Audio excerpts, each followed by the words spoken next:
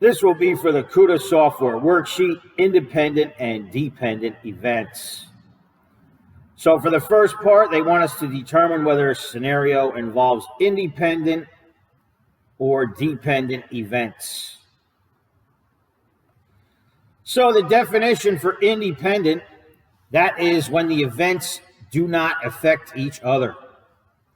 And just as an example, if you take or select an item and put it back, in other words, replace it, the events are going to be independent. All right, so we'll see at least one example of those. And the opposite of this is also true. If you don't put it back, and maybe I should write this out. If you take an item and you don't replace it, the events are going to be dependent. All right, so if you put it back or replace it, it's independent. If you don't replace it, it's going to be dependent. Number one, you flip a coin and then roll a six-sided die. The coin lands heads up and the die shows a 1. You really don't need this last sentence here. Okay? All you have to focus on is the first sentence. You flip a coin and then roll a fair-sided die. Does flipping a coin affect rolling a die? No. Those events are completely independent of each other. Number 2, a bag contains 8 red and 4 blue marbles. You pick a marble, then pick a second marble without returning the marbles to the bag. Okay, so right there, we already said it. When you don't replace it, when you take something and don't replace it, that changes the probability. So that's going to be dependent. The reason this is true, you can see here you have 8 red and 4 blue marbles. So you start with a total of 12. But once you take one without returning it, then all of a sudden the total becomes 11. So the probability changes. So when you take it without returning it, the events are going to be dependent. Number 3, a box of chocolates contain 5 milk, 5 dark, and 5 white. You randomly select and eat 3.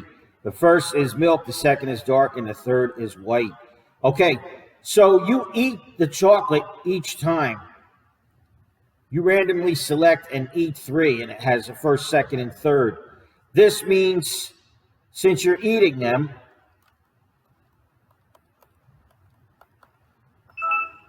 you do not replace. All right, since you're eating the chocolates, you do not replace. So I'll let you figure out number 3. Number 4, a cooler contains 10 bottles. 3 times you randomly grab a bottle, return the bottle to the cooler, and then mix them up. So here, in number 4,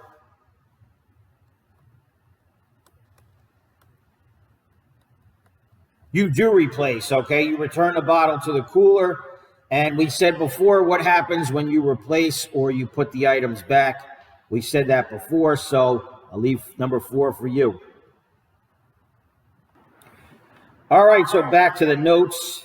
If A and B are independent events, the probability of both A and B is going to equal the probability of A times the probability of B.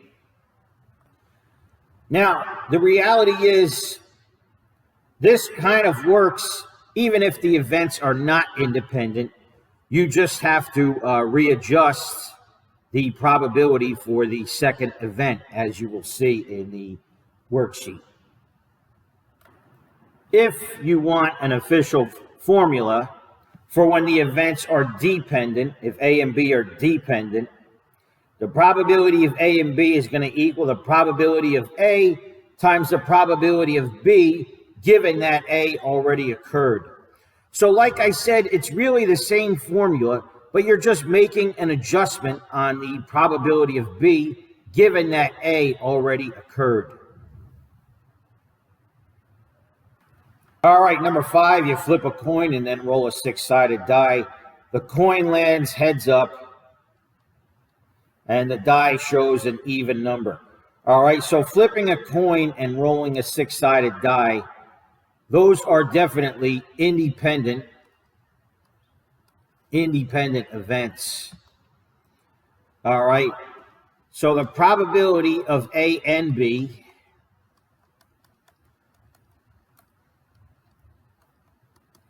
is going to equal the probability of A times the probability of B.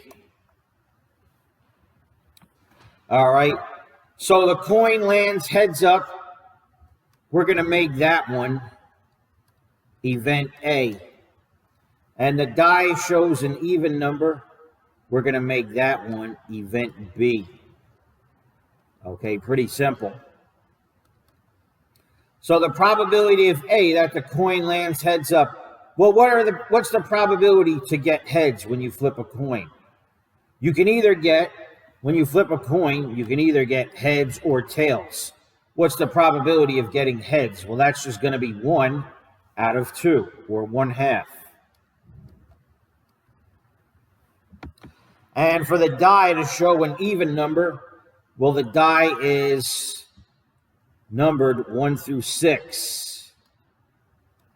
How many of those numbers are even? 1, 2, 3. 3 out of 6. All right. So the probability of event B is 3 out of 6. Now, if it's easier for you, 3 out of 6 is really the same as 1/2. So you could just reduce this fraction. Instead of 3 out of 6, you could just make it 1/2. All right, and now it's easy. Multiplying fractions. Numerators, 1 times 1 is 1. Denominators, 2 times 2 is 4. So the probability is 1/4, or 1 out of 4. Number 6, you roll a fair six-sided die twice. The first roll is a 5, and the second roll is a 6. All right, if you roll a die twice, one event does not affect the other. Those are going to be independent. So you just multiply the two probabilities, just like number 5. Number 7, there are 8 shirts in your closet, 4 blue and 4 green. You select one to wear on Monday and then a different one on Tuesday. You wear blue shirts both days. Okay. So, since you're wearing one on Monday and then one on Tuesday, you're not going to put that shirt back. So those are going to be dependent events. So again, if you want a formula, all right, you really don't even need to write this. But the probability of A and B, since these are dependent, it's going to be the probability of A times the probability of B given A. All right. So the second probability has to be readjusted given that A already occurred. So we will let A be the blue shirt on Monday.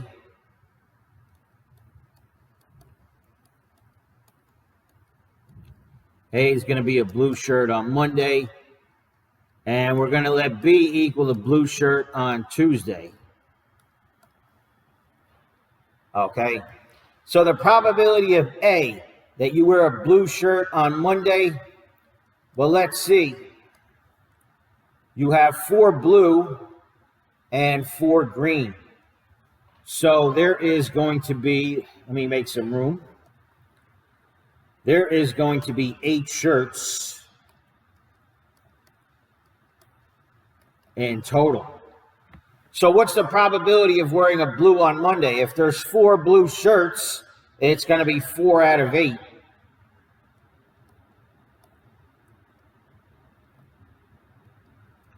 Now, for this first event, there were 8 of them in total.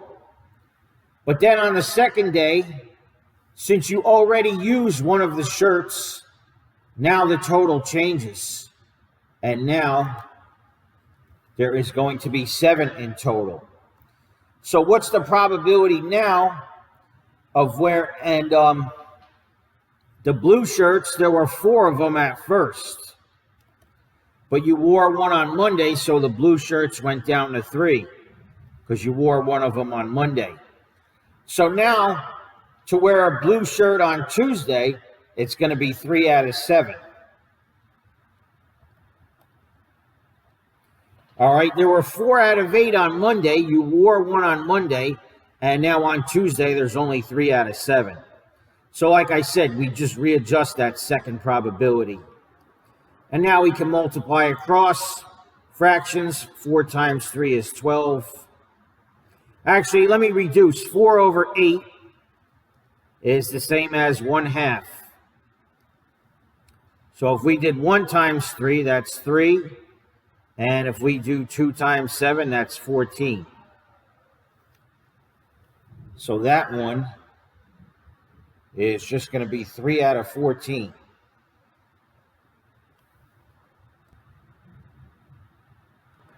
All right, number 8 is basically the same thing. The basket has 5 apples and 7 peaches. You select one piece and eat it. That means you don't put it back. And you randomly select another piece of fruit. All right, so these events are going to be dependent. The first is an apple, and the second is a peach. So that is basically going to be the same as number 7. All right, you are going to multiply 2 fractions. Make sure you adjust the second fraction once you select the first piece. Next section, determine if A and B are independent. All right, so here's a couple of tests to prove independence. If the probability of A and B equals the probability of A times the probability of B, the events are independent. And if the probability of A given B equals the probability of A, the events are independent. Why is that? Because the given B changes nothing. In other words, the probability of A given B is still just the probability of A. The given B does nothing, and that proves they are independent. All right, number 9, determine if they are independent. We have PA, PB, and the probability of both. So how do we prove it? Well, we want to see if the probability of A times the probability of B equals the probability of A and B. All right, we want to prove it. You don't have to write the formula every time. Probability of A is 2/5. Probability of B is 1/5.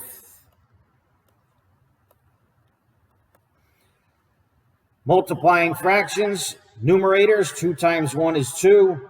Denominators, 5 times 5 is 25. Does that equal 2 over 25? Yes. So these are definitely independent.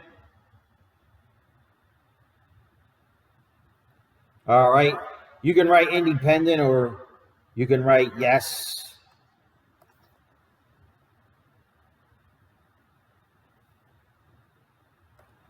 Number 10, just do the same thing. Number 11, you want to ask yourself, does the probability of A given B equal the probability of A? Because remember, if they're independent, the given B does nothing. And we can see the probability of A given B is 27 over 50. And that does not equal 9 over 20. Okay, 27 over 50 does not equal 9 over 20. So the answer is no for number 11. Number 12, they gave us the probability of not A. All right. So how do you find the probability of A if they gave you not A? Well, the probability of A is just going to be 1 minus the probability of not A. All right. Remember, these are complements of each other. If you have the probability of A and you add the probability of not A, those are complements. It's guaranteed to either be A or not A. So those probabilities equal 100% or just 1. So if you want to find A, you just do 1 minus not A. That's going to be 1 minus 3/4, which of course equals 1/4. All right. If not A is 3 out of 4, then A is going to be 1 out of 4. So the probability of A is 1 over 4. The probability of B is 3/10. The probability of A and B is 3 over 40. So you want to see if probability of A times the probability of B is going to equal the probability of A and B. All right, probability of A is 1/4, B is 3/10, and A and B is 3 over 40. So just try that one and see if it's true. If it's true, then it's yes. So before we said if probability of A given B equals probability of A, the events are independent. The opposite is also true. If A and B are independent, the probability of A given B equals the probability of A. And that is because the given B does nothing, okay? And it's just going to be the probability of A. If they're independent, then given that B occurred doesn't change anything. All right, so for this section, it is given that A and B are independent, and they want us to find a missing probability. So that's pretty easy, possibly. All right, if they're independent and we have the probability of A and B, the probability of B, given that A occurs, that's just going to equal the probability of B, because the given A does nothing if they are independent. So the probability of B is just 3 over 5.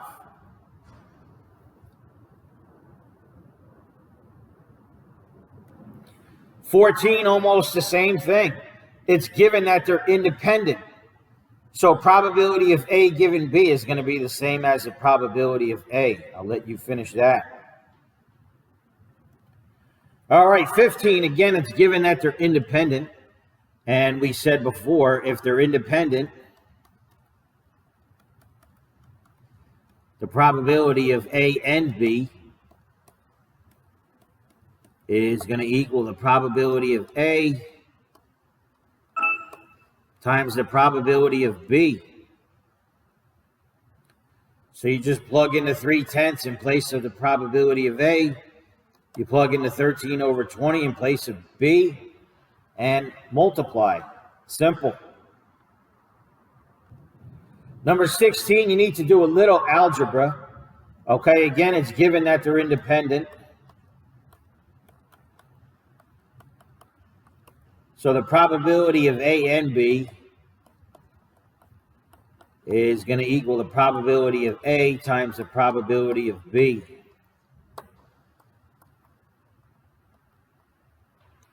A and B, it says that it's 9 over 100.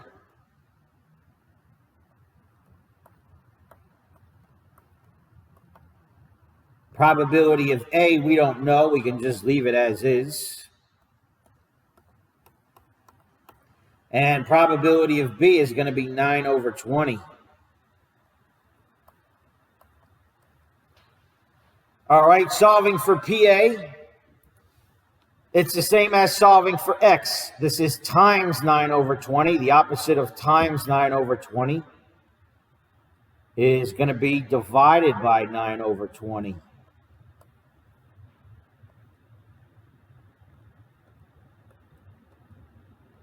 All right, 9 over 20 divided by itself, that cancels. And we're left with PA. How do you divide fractions? If you recall, keep, change, flip. Keep the numerator, change division to multiplication, and flip the denominator. So 9 over 20 becomes 20 over 9. All right, dividing by 9 over 20 is the same as times 20 over 9. And now it's easy almost. We're multiplying fractions. 9 over 9 cancels. And 100 divided by 20 is just 5. So in the numerators, you're just left with 1 times 1. And in the denominator, you're just left with 5 times 1.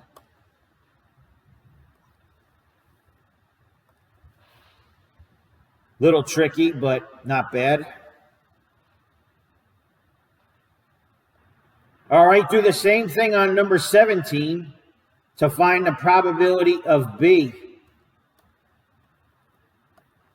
All right, and since they want the probability of not B, that's just going to equal 1 minus the probability of B. So you want to find this first and then subtract it from 1.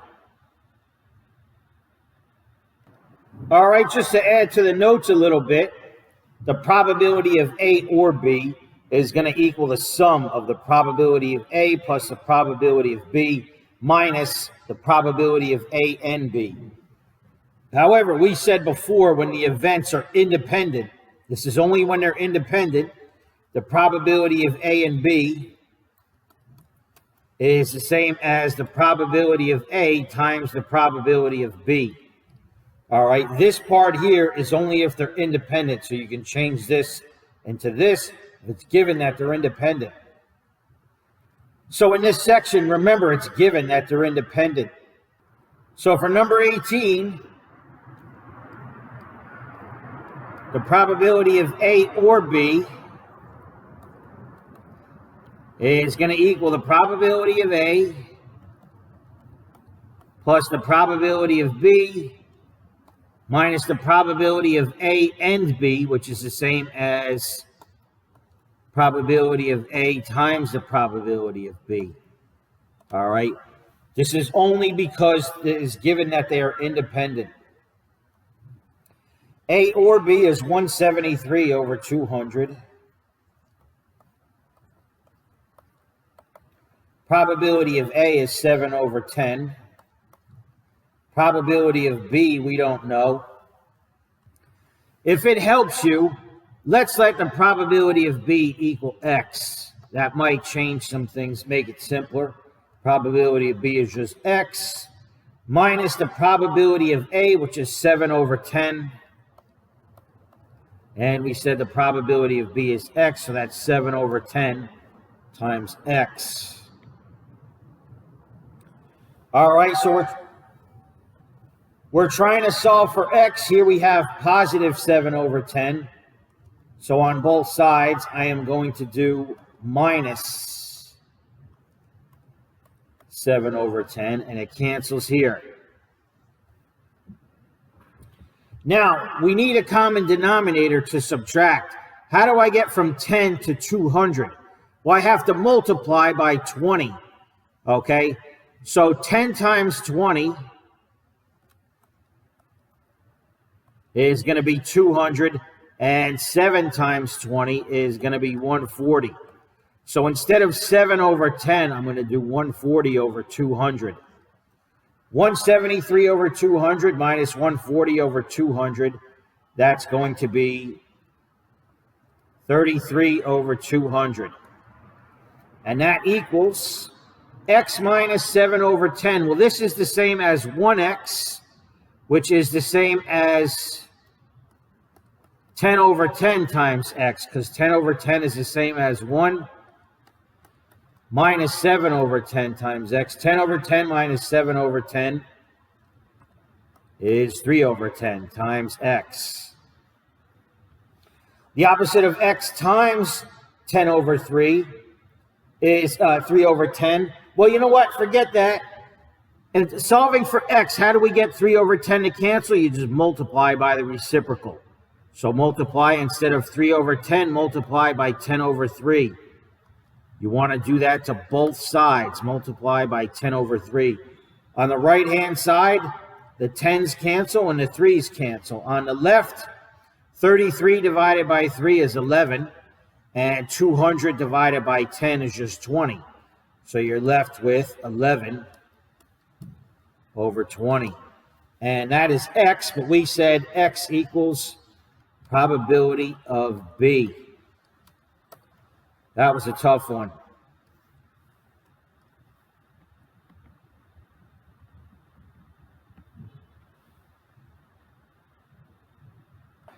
All right, pretty sure this is the last formula for conditional probability. Probability of A given B is going to be the probability of A and B divided by the probability of B. All right, if you have trouble remembering this, what I think of it as, the numerator is the probability of both, and the denominator is the probability of the given event. See, this is read given B. So that goes in the denominator. That's the given event. So this is how I remember it, but this is the official formula. All right, find the missing probability, last section. So probability of A given B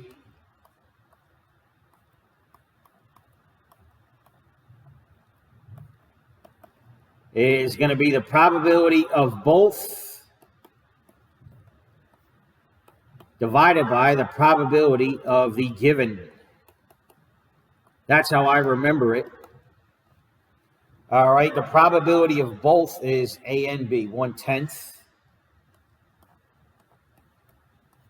The probability of given, the given event is B, that's 2/5. All right, keep, change, flip. Keep the numerator, change the division to multiplication, and flip the denominator. So instead of 2 over 5, it's going to be 5 over 2. All right, so dividing by 2/5, same as times 5/2. 10 canceling, 10 divided by 5 is 2. 1 times 1 is 1. 2 times 2 is 4.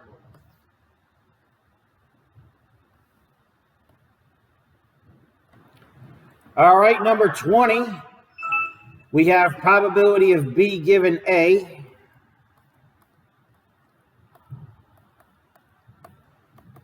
And again, that's going to be the probability of both divided by the probability of the given event. All right, B given A is given at 3/10. The probability of both is exactly what we don't know. Let's call that X. Okay, so the probability of both is going to be an X. And the probability of given was given A. So we want to find the probability of A, and that's 3/5.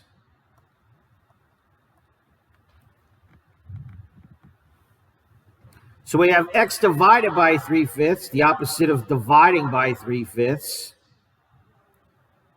is going to be times 3/5. All right, you want to do that to both sides, times 3/5.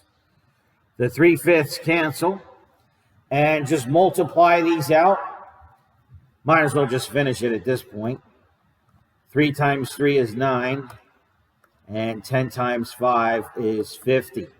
That equals X, but we said X is the probability of A and B. So that's going to equal 9 over 50.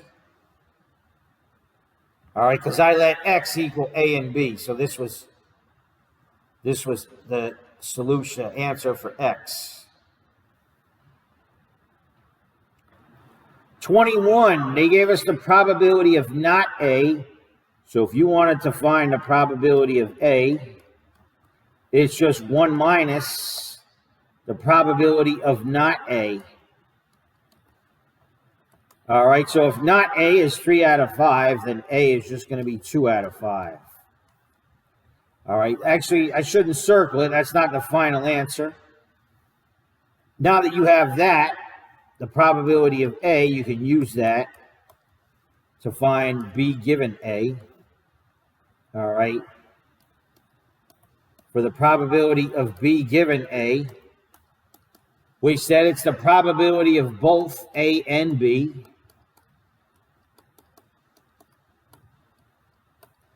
divided by the probability of the given, and A is the given one.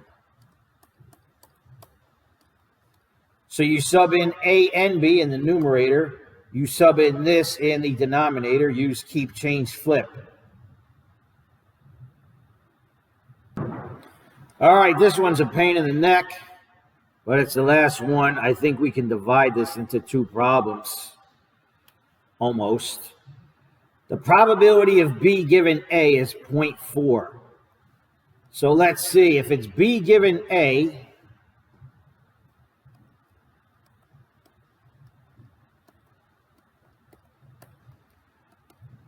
that is going to equal the probability of both divided by the probability of the given. So let's see, it says B given A is 0.4. The probability of both, we don't have it.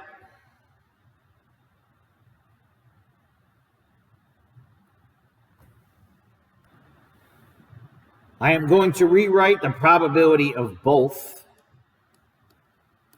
as the probability of A and B. And the probability of given, since it's given A, that's going to be the probability of A. All right. Now we can solve for the probability of A and B. This is divided by the probability of A. The opposite is times the probability of A. So we can multiply the probability of A times 0.4. This cancels over here. The probability of A and B is going to be PA times 0.4. Now let's go to the other half here. The probability of A or B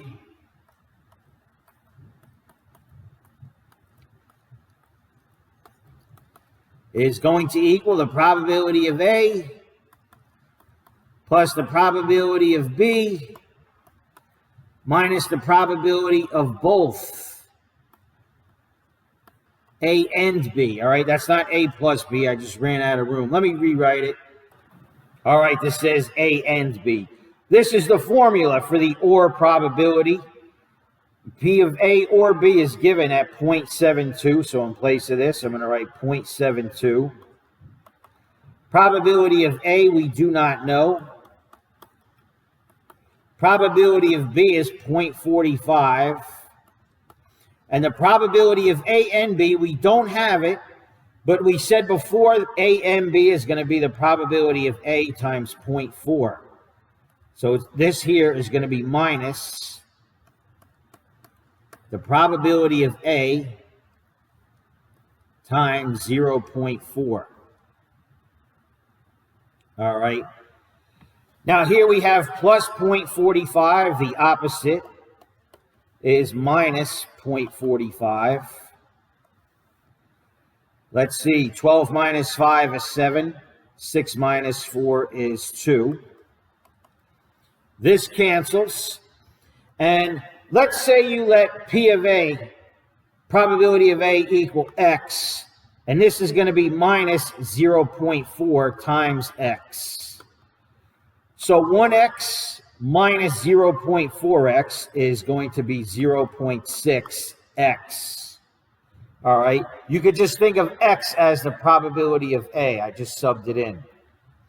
All right. This is X times 0.6. The opposite is divided by 0.6. So the 0.6 is canceled. And 0.27 divided by 0.6. You can use a calculator, but if you move the decimal over 2 places, this is the same as 27 over 60. Divided by 3, that's 9. Divided by 3, that's 20. All right, so it's 27 over 60, but I just reduced the fraction. So the probability of A just equals 9 over 20. Little bit of a messy problem there.